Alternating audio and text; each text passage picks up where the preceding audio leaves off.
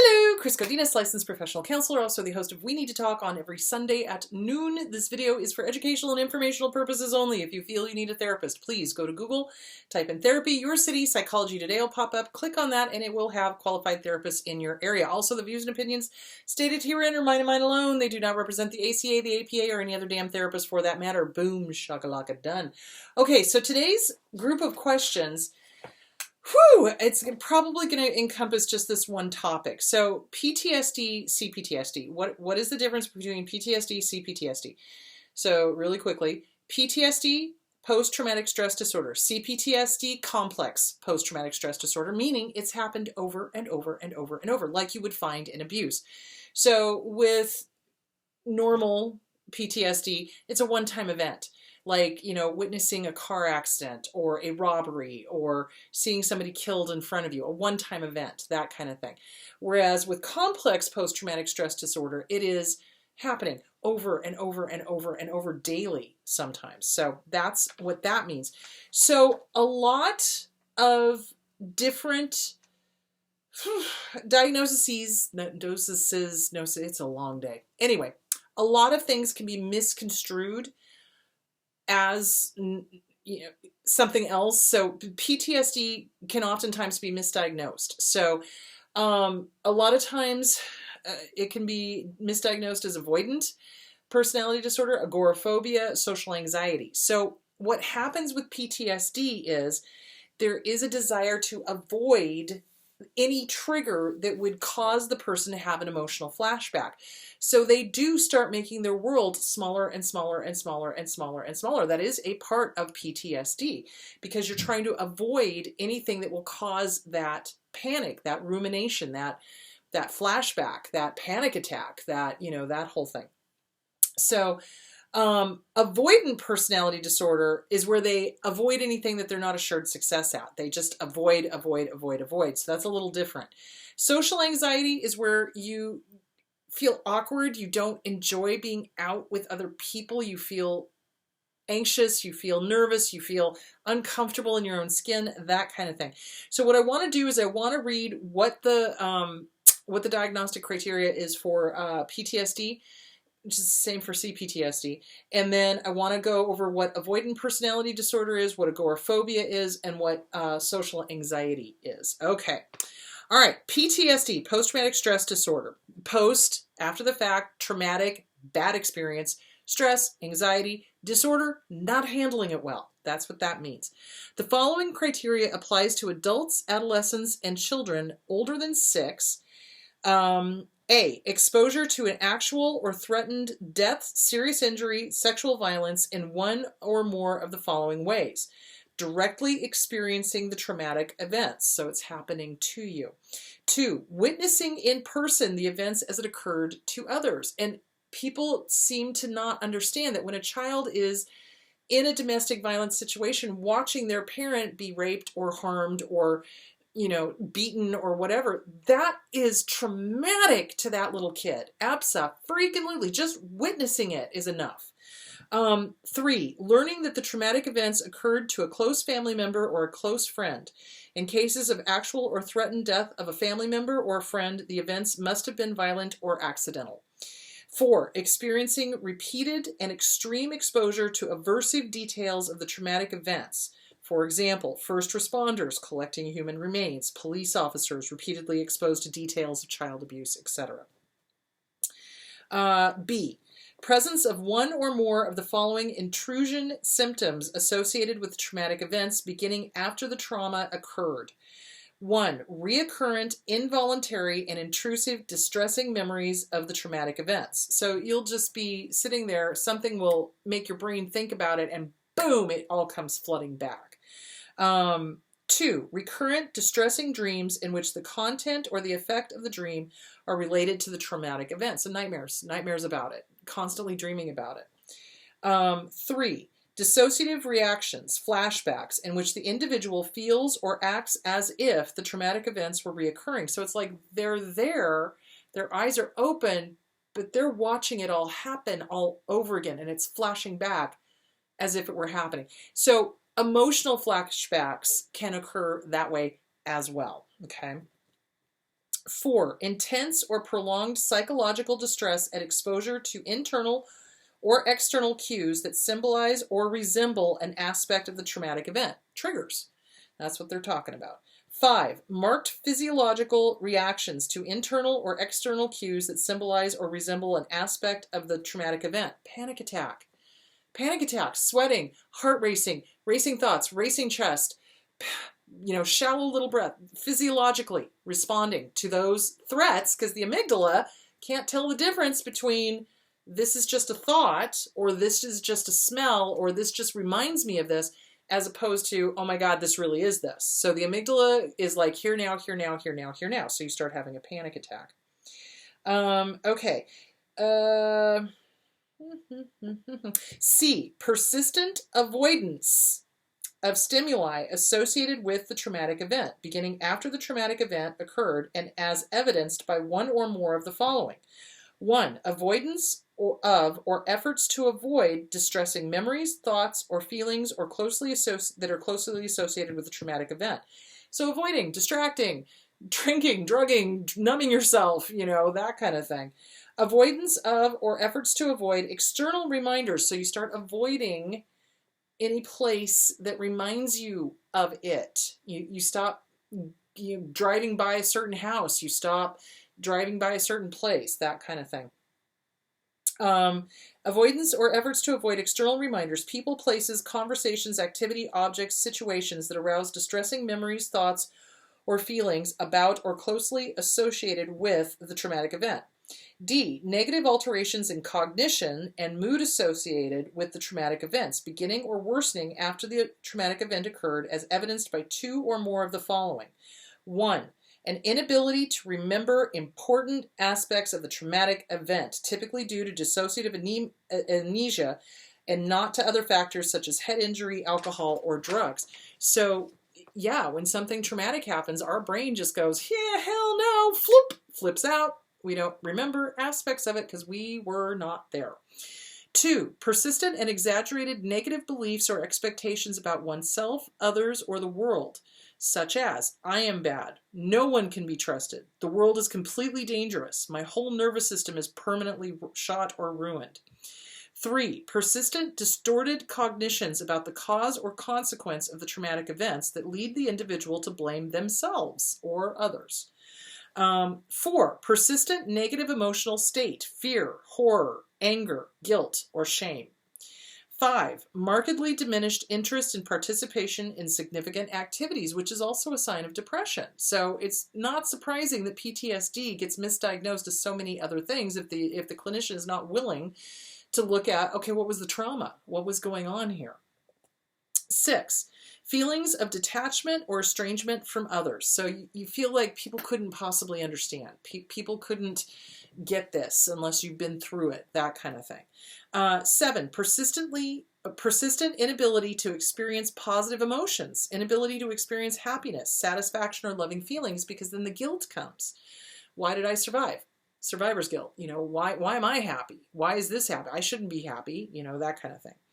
E, marked alteration in arousal and reactivity associated with the traumatic event, beginning or worsening after the trauma occurred, as evidenced by 2 or more of the following. 1, irritable behavior and angry outbursts with little or no provocation, typically expressed as verbal or physical aggression towards people and objects. So putting your fist through a wall, throwing things, that kind of thing. Reckless or self-destructive behavior, playing chicken, that's not good. Hypervigilance, always looking, always looking, always looking. Where's the danger? Where's the danger? Where's the danger?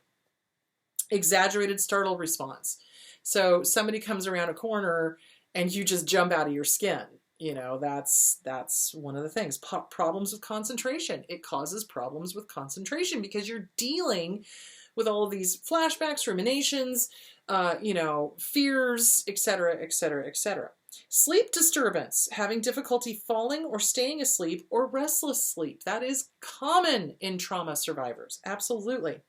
F, the duration of the disturbance, criteria B, C, D, and E, is more than 1 month.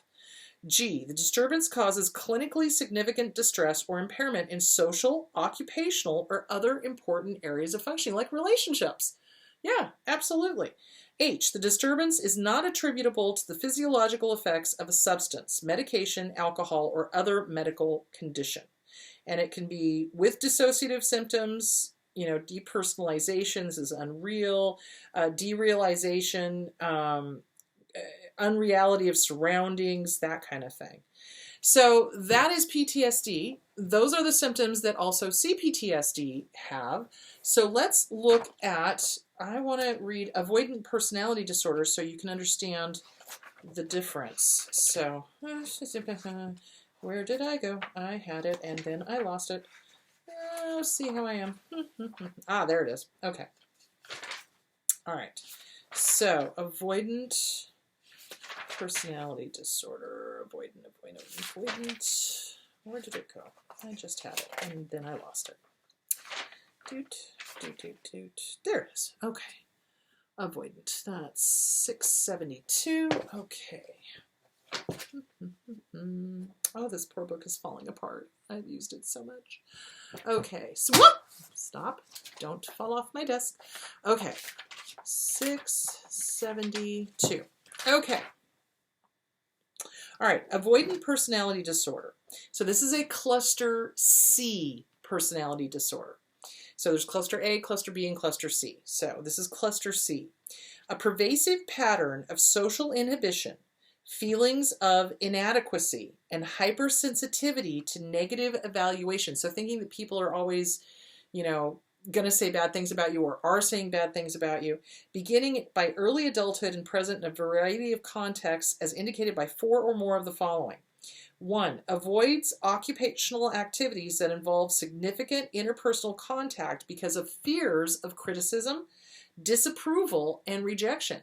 So it's not even that the job has actually criticized them or rejected them or anything. They're just afraid that it's going to happen, so they avoid it completely.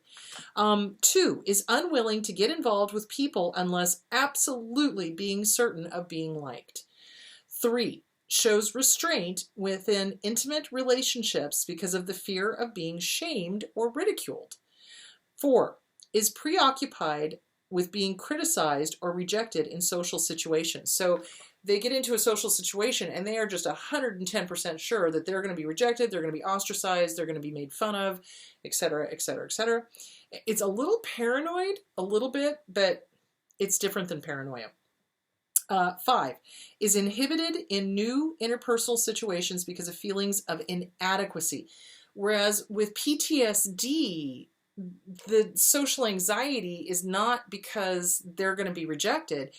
They don't want to be stimulated by a trigger that's going to send them into a flashback. That's, avoiding places that remind them of the trauma or avoiding people that remind them of the trauma. So that's completely different. Okay. Whereas with avoidant personality disorder, they avoid because they feel inadequate. They feel not enough all the time. 6. Views self as socially inept, personally unappealing, and inferior to others. So incredibly low self-esteem. 7. Is unusually reluctant to take personal risk or to engage in any new activity because they may prove embarrassing. So they don't do anything that they are not assured at succeeding at. And so they make their world incredibly small. I mean, it's all based on low self-esteem, feeling of inadequacy, etc., etc. Now let's see if we can find... Ermagerd, this poor book is falling apart. I am really seriously going to have to get a new one. Agoraphobia. So that would be in the... Let's see, where did that go? No. Trauma and stress disorders. Obsessive anxiety disorder. There we go.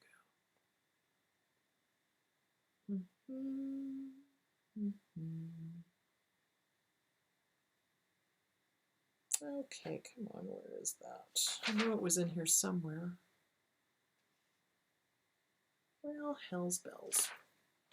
The best laid plans of mice and men. I know it's in here because I just saw it. So agoraphobia means the fear of everything.